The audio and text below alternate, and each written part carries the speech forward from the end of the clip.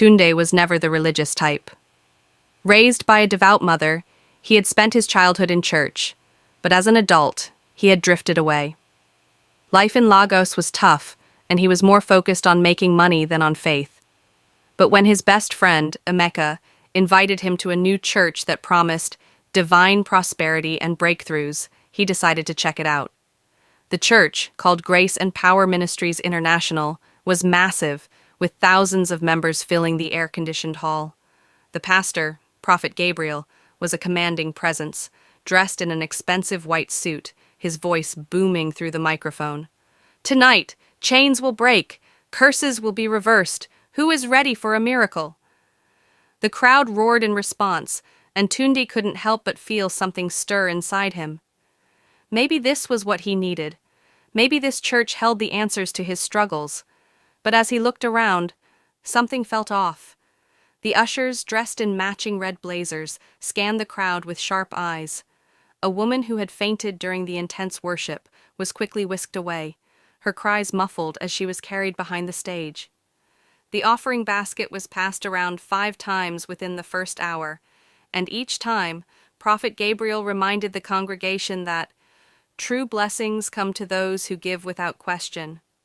Tunde had heard of fake pastors and money-hungry churches, but surely this couldn't be one of them. After all, God was here, right? He decided to keep coming, convinced that he would soon experience the miracles Prophet Gabriel had promised. But little did he know, he was about to uncover a dark truth that would change his life forever. Tunde attended Grace and Power Ministries International for the second time the following Sunday, arriving early to soak in the atmosphere. The choir sang beautifully, the drums and piano blending into a powerful melody that stirred emotions. The service was lively, filled with people waving white handkerchiefs, shouting praises, and speaking in tongues. Yet, something still didn't sit right with him. As he sat waiting for the sermon, a woman beside him whispered, "First time here?" "Yes," Tunde replied, smiling. "Well, second time actually." She nodded knowingly. "Did you sow your seed yet?" Tunde frowned. "What seed?" She leaned in, her voice barely above a whisper. "The first fruit offering. Prophet Gabriel says if you don't give your January salary as a seed, your year will be cursed." Tunde almost laughed. Was she serious? Giving a whole month's salary? He was struggling to pay his rent, yet people here were giving away everything they had. Just then, Prophet Gabriel took the stage. The church fell into silence as he opened his Bible. "Some of you here have been wondering why your lives are stagnant," he said, his voice smooth yet powerful. "It's because you've been holding on to what belongs to God. Give your first fruit and watch your life transform." The congregation erupted into loud amens. People rushed forward to drop envelopes into the massive offering basket at the altar. Tunde watched as a man in a worn-out shirt put in a thick bundle of naira notes, his face filled with desperation and hope. Tunde shifted in his seat. Was this truly faith, or was something else happening here? He decided to stay longer, to observe. But deep down, he had a feeling he had just seen the first sign that something was wrong. The next Sunday, Tunde came prepared. He had read about fake pastors and staged miracles, but he wanted to see for himself. The service started with testimonies, people sharing how their lives had changed after meeting Prophet Gabriel. A woman in crutches hobbled to the front, weeping. "Last week I came here unable to walk," she sobbed. "The man of God touched me, and today I am healed." She suddenly dropped her crutches and took a few shaky steps. The crowd exploded in praise. Tunde watched closely. Something felt rehearsed. Was it real? Then another man came forward. He claimed he had been blind for years, but the pastor had touched his eyes, and now he could see. Tunde narrowed his eyes. If this man had been blind for years, why were his eyes darting around like someone used to seeing? Later that evening, he scrolled through social media, looking for more about the church. What he found made his blood run cold. A post from an old blog detailed how some churches hired people to pretend to be sick and then staged healings for dramatic effect. The article even mentioned Grace and Power Ministries International. Tunde's mind raced. Could it be true? Was this all a scam? He decided to find out. Tunde couldn't shake off what he had read. The more he thought about the so-called healings, the more suspicious he became. He decided to dig deeper. That Wednesday, he attended the church's midweek service, sitting at the back to observe. The crowd was smaller, but the energy was just as intense. Prophet Gabriel walked in, flanked by his personal bodyguards. Yes, bodyguards, in a church. During the service, the pastor called for those in need of healing. Tunde watched closely as a few people walked forward. Among them was a young man who claimed his leg had been broken for months. Prophet Gabriel placed his hands on the leg, shouted, "Be healed in Jesus' name!" And suddenly, the man jumped up and ran across the stage. The congregation screamed in excitement. Tunde noted something strange. He had seen that same man last Sunday, perfectly fine. Was he a plant? After the service, he lingered around, hoping to find answers. He struck up a conversation with an usher, a lean young man named Chidi. "You've been coming for a while now, right?" Chidi asked. "Yes," Tunde replied, hesitating before adding, "I just love how powerful the miracles are here." Chidi smirked. "Miracles?" He leaned closer. "My brother, some things are not as they seem." Tunde's heart pounded. "What do you mean?" Chidi glanced around nervously. "Meet me tomorrow. There's something you need to see." Tunde nodded, knowing that this conversation could change everything. The next evening, Tunde met Chidi outside a rundown building far from the church. "You really want to know the truth?" Chidi asked. "Yes." Chidi sighed. "I used to be part of it. The staged miracles, the fake prophecies, the manipulation. It's all a business, bro." Tunde felt a chill. "Explain." Chidi nodded. "Some of the so-called sick people? They're actors. The blind man from Sunday? He was paid 15,000 naira to pretend. The woman with the crutches? She walks just fine. It's all designed to convince people that Prophet Gabriel has supernatural powers." Tunde's stomach twisted. "But why?" "Money," Chidi said bitterly. "The more people believe in miracles, the more they give. First fruit offerings, seed sowing, miracle donations, it all goes straight into the pastor's pocket. He lives in a mansion while church members struggle to eat." Tunde was speechless. He had suspected foul play, but hearing it confirmed was different. "Why are you telling me this?" he finally asked. Chidi's eyes darkened. "Because I can't live with the guilt anymore. I want out. But people who expose this church, they don't always end well." Tunde suddenly felt a creeping sense of danger. He had uncovered something big, something powerful, and now he wasn't sure if he was safe. The next Sunday, Tunde walked into the church with a new mindset. He wasn't just attending a service, he was investigating a fraud. As the worship session ended, he watched Prophet Gabriel step onto the stage. This time, instead of feeling awe, he saw a businessman in a preacher's robe. Then, the unthinkable happened. "Tunde, step forward," the prophet suddenly called. Tunde froze. How did he know his name? He had never introduced himself to the pastor. Slowly, he walked to the altar.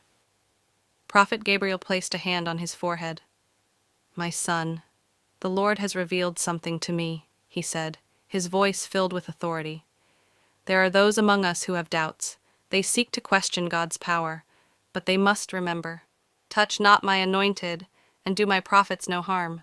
Tunde's stomach dropped. Was this a warning? He glanced at Chidi, who looked equally nervous. He knew then that he was being watched, and if he wasn't careful, he might not make it out of this church unscathed. Tunde didn't sleep that night. The prophet's words haunted him. "Touch not my anointed." It was a veiled threat. He was sure of it. The next morning, he received an unexpected call. "Brother Tunde," a deep voice said, "I hear you have been asking questions." His blood ran cold. "Who is this?" A low chuckle. "Just a friend. A word of advice. Some doors should remain closed. Don't let curiosity lead you where you don't belong." The line went dead. Tunde's hands trembled as he set his phone down. He had just been warned. Someone knew he was looking into the church, and they were telling him to stop. But he had come too far to back out now. Whatever this church was hiding, he was going to find out, even if it meant putting his life on the line. Determined to get proof, Tundi devised a plan. That evening, he met with Chidi again. "I need to get inside," Tundi said. "The back rooms, where they keep the money, where they plan the fake miracles." Chidi hesitated. "That's dangerous." "I don't care." Chidi sighed. "Okay, there's a service tomorrow night. After the offering collection, I'll create a distraction. You sneak in through the side entrance. But be careful. If they catch you, you might not make it out." Tunde nodded. He had never been more ready. The next night, everything went as planned. As the congregation erupted into worship, Chidi set off the church's fire alarm, causing chaos. Tunde slipped away, moving quickly toward the restricted section behind the altar. Inside, he found what he was looking for: stacks of cash stored in suitcases, expensive watches, phones, even documents detailing fake testimonies. But then he saw something worse: a list of names of people who had disappeared after questioning the church. His stomach lurched. This wasn't just a scam, this was a cult, and he was in deep trouble. Tunde's breath caught in his throat. The names on the list sent shivers down his spine. Some he recognized, former members who had suddenly stopped attending. Others were unfamiliar. But one thing was clear: these people hadn't just left the church, they had been silenced. He took out his phone, quickly snapping pictures of the documents, the stacks of cash, and the suitcases filled with envelopes. But as he turned to leave, he heard footsteps. "Who's there?" a deep voice called. Tunde froze. The door swung open, and two burly men in black suits stepped in. "What are you doing here?" one of them growled. Thinking fast, Tunde slipped his phone into his pocket and forced a nervous smile. I got lost. I was looking for the restroom." The men exchanged looks. One of them grabbed his arm. "Come with us. The prophet will want to see you." Tunde's heart pounded as they dragged him toward the main hall. The congregation was still in a frenzy of worship when Tunde was pulled onto the altar. The moment Prophet Gabriel saw him, his expression darkened. "My son," the prophet said into the microphone, "why do you wander where you should not go?" Tunde swallowed hard. He could feel the eyes of thousands on him. I just got lost," he said. The prophet chuckled, shaking his head. "No, my child, you have been deceived by the enemy. Satan has entered your heart, filling you with doubt." The congregation murmured. "But don't worry," Prophet Gabriel continued, his voice dripping with false compassion. "We can cleanse you. We can cast out the spirit of doubt." The crowd erupted into loud amens. Tunde's stomach twisted. This wasn't a prayer session. This was a public warning. Then the ushers grabbed him. "Bring him to the back," the prophet commanded.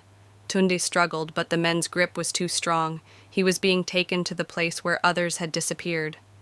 Tunde was dragged into a dimly lit room behind the altar. A single chair sat in the center. "Sit," one of the men ordered.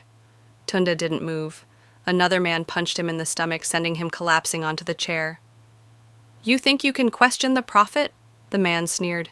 "You think you can walk in here and expose us?" Tunde gasped for air, his mind racing. He needed to get out. Then the door creaked open. It was Chidi. His face was tense, his eyes shifting between the guards. "The prophet said to leave him to me," Chidi said quickly. "He wants to speak to him later." The guards hesitated. "You sure?" one asked. Chidi nodded. "I'll make sure he stays put." After a tense moment, the men grunted and left. The moment the door shut, Chidi rushed to Tunde. "We have to go, now." Tunde staggered to his feet. "How?"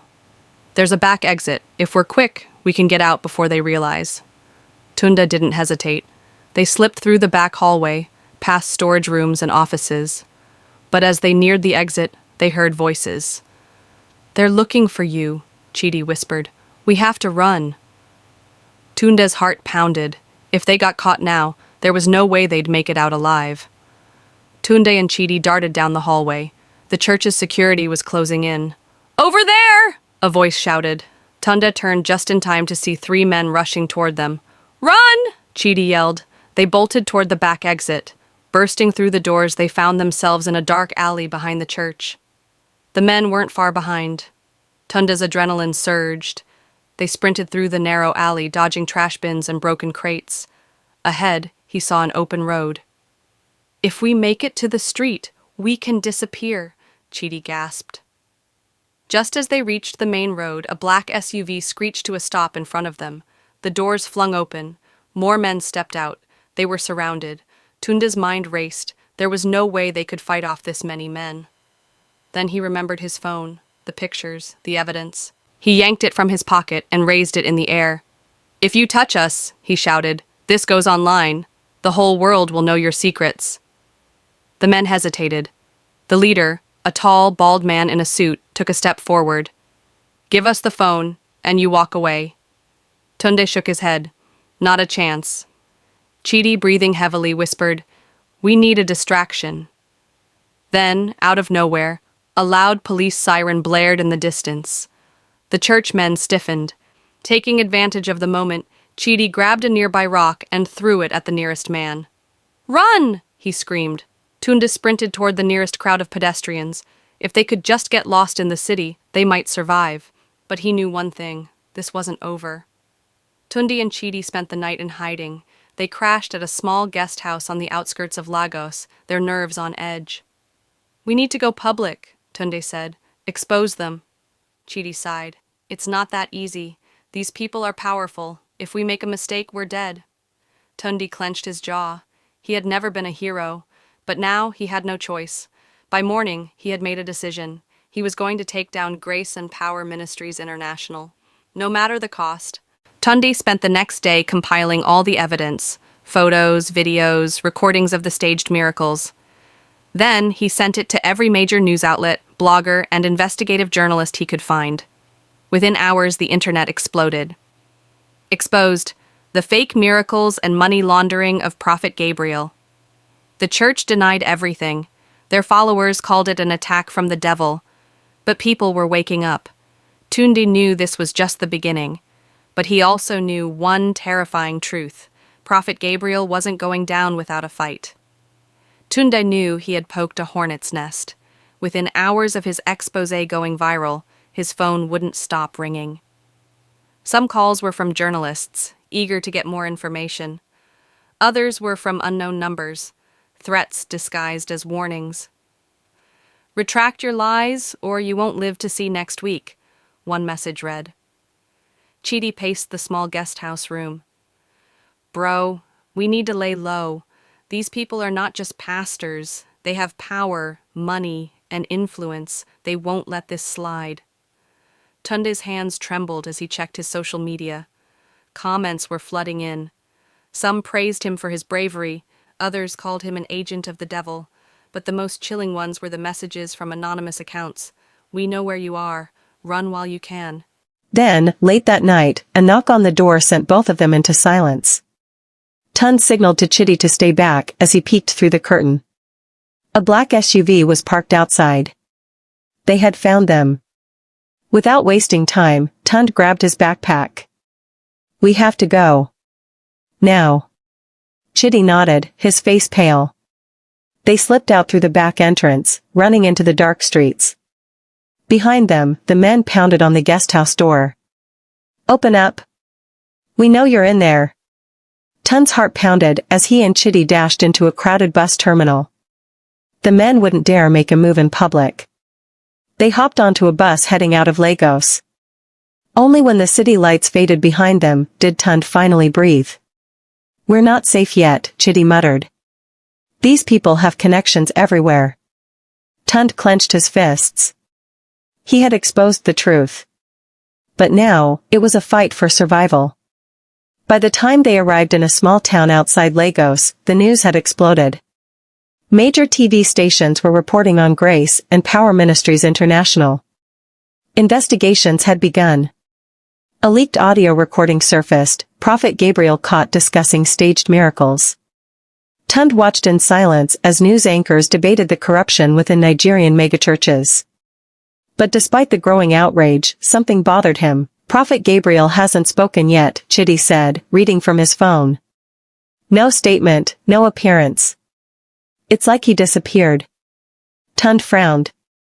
That was strange.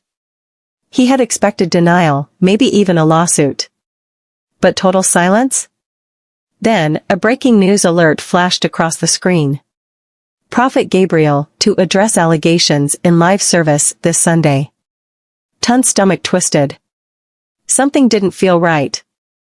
That Sunday, millions tuned in to watch Prophet Gabriel's response. The church was packed, the energy intense. Standing at the pulpit, the prophet smiled.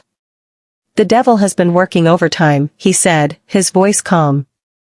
"But we do not fear.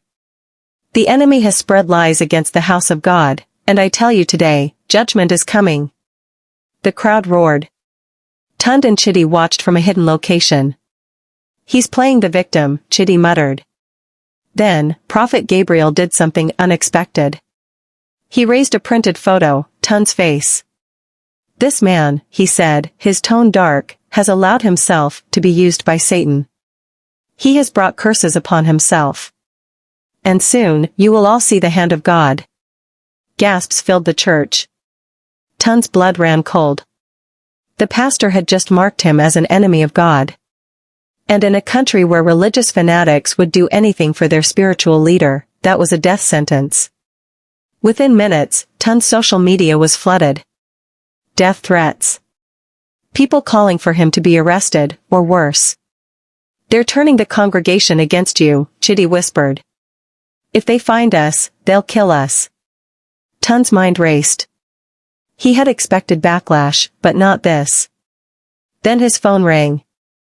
It was an unknown number. Against his better judgment, he answered. "You think you've won?" a low voice said.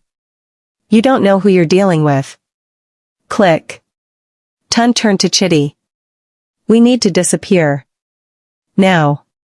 With the help of a journalist who believed their story, Tund and Chitty were moved to a safe house in another city. For days, they stayed inside, watching the world react. The government had launched an official investigation. Former church members were coming forward with stories of financial extortion and abuse. But Grace and Power Ministries was still operating. Services were still full. People were still giving money. And Prophet Gabriel? He was untouchable. Tund clenched his jaw. He had exposed the truth. But it wasn't enough. Lying low wasn't working. The church was still thriving. The lies were still spreading. Tund needed a way to force action. Then he had an idea. "We need to talk to the victims," he told Chitty. "The ones who lost everything. The ones who got scammed." Chitty hesitated. "That's risky." "I know. But we need proof that can't be ignored." They had started this fight.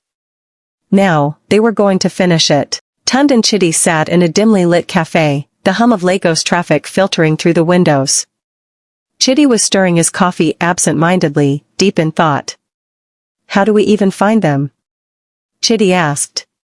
"Most people who got scammed don't want to admit it." Tund had already thought of that. Social media. There are people complaining about Prophet Gabriel online. Some have even hinted at legal action. Chitty sighed. "All right. Let's start there." They spent hours digging through Facebook posts, Twitter threads, and obscure forums where disgruntled ex-members vented their frustrations. Names popped up, people who had lost money, homes, even family members to Grace and Power Ministries. One name stood out, Mama Ngozi. She had been a devoted member for years. Her story was heartbreaking. She had sold her only property to sow a seed into the ministry, believing Prophet Gabriel's promise that God would reward her tenfold. But the miracle never came. Now, she lived with her sister, bitter and broken. "We start with her," Tund said.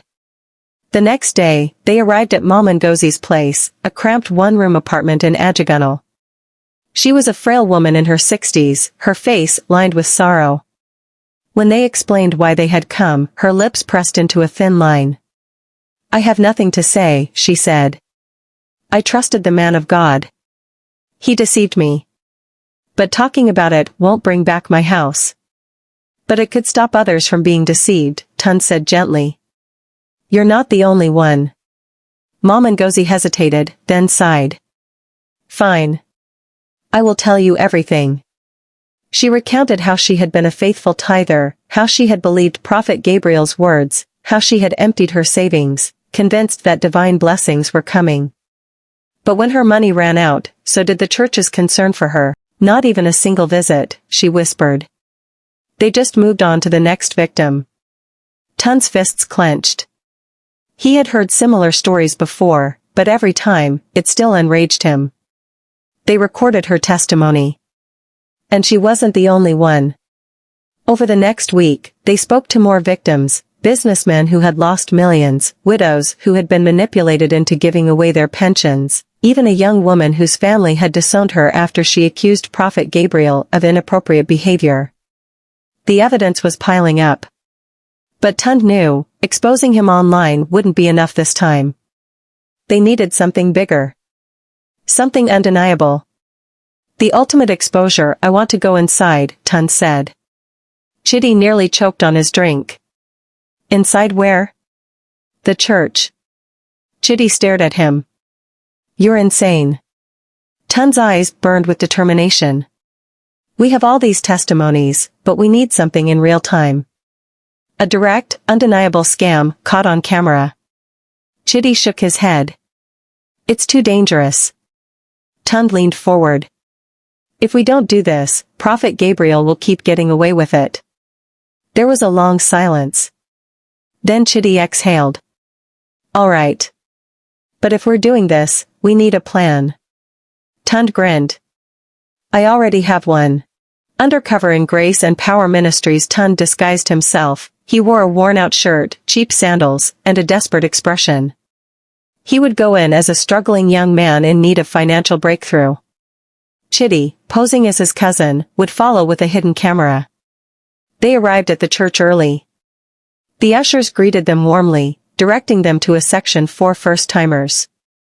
The church was massive, gold-trimmed chairs, dazzling chandeliers, an extravagant stage where Prophet Gabriel would soon preach. When the service began, the air was electric. The choir sang passionately. Then Prophet Gabriel stepped onto the stage, dressed in a pristine white suit. His voice was smooth, confident.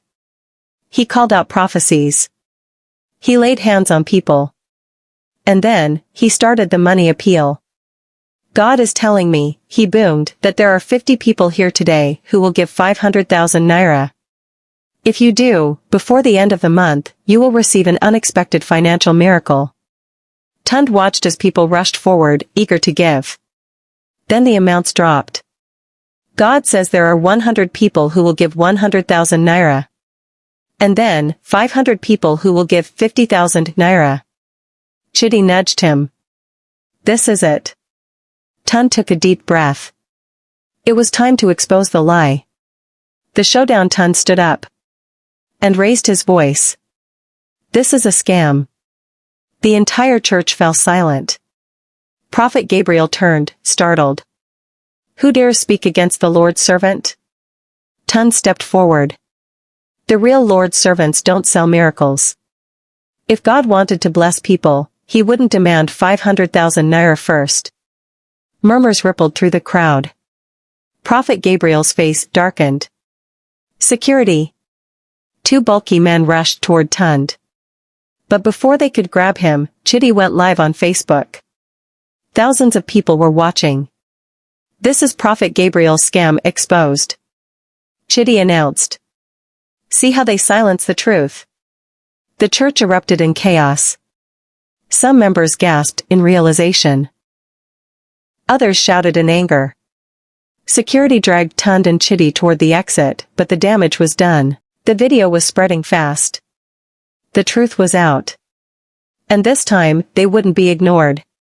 The moment the live video started spreading, social media exploded.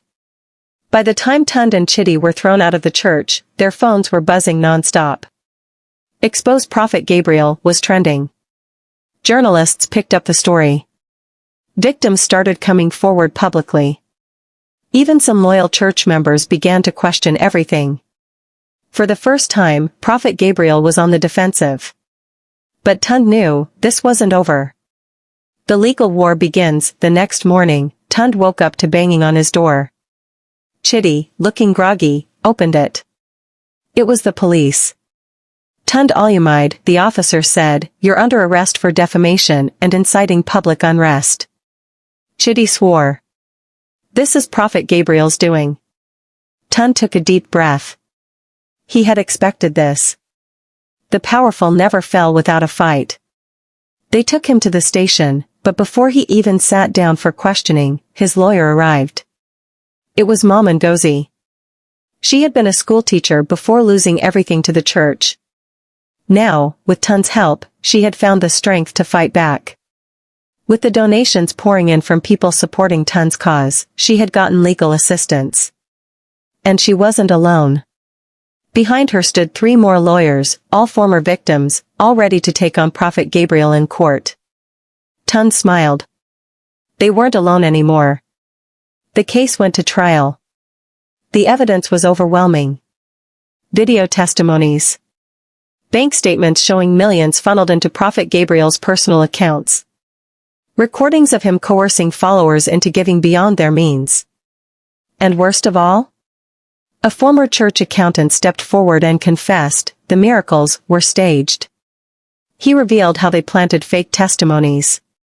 How they paid actors to pretend to be healed. How Prophet Gabriel lived in luxury while his followers suffered. The media devoured every detail. The government, pressured by public outcry, finally stepped in. Grace and Power Ministries was shut down. Prophet Gabriel was arrested on fraud and financial misconduct charges. Justice was finally being served 1 month later. Tund stood outside a small but growing community center. A sign above the entrance read, "The Truth Foundation, Restoring Lives." It was a safe space for victims of religious scams. A place where people could heal, rebuild, and find support. Mom Ngozi was leading a financial recovery program. Chitty had taken charge of digital advocacy. And Tund?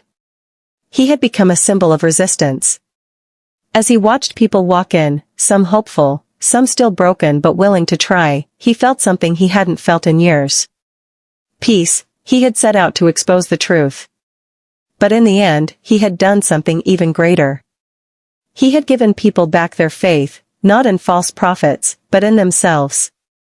The moment the live video spread, the world saw Prophet Gabriel for what he truly was. The once untouchable figure was now drowning in public outrage. Even his most devoted followers began questioning everything. But Tund knew exposing him wasn't enough, justice had to follow. Days after the confrontation, the government launched an investigation. Victims came forward in droves, each testimony painting the same picture: lies, manipulation, and financial ruin. The bank records spoke louder than words. Millions had flowed into Prophet Gabriel's personal accounts, while his followers struggled to survive. Then came the final blow. A former church staff member leaked internal documents proving the miracles were staged. People who claimed to be healed were actually paid actors. Divine prophecies were scripted. It was all an illusion. With overwhelming evidence, Prophet Gabriel was arrested. Grace and Power Ministries was shut down. The man who once stood above the law now faced trial for fraud, money laundering, and psychological abuse. 1 year later, Tund stood in front of a packed hall, not a church, but a truth and justice conference. He had turned his battle into a movement, educating people on religious scams and teaching them to think for themselves. Mom Ngozi had started a financial literacy program for victims.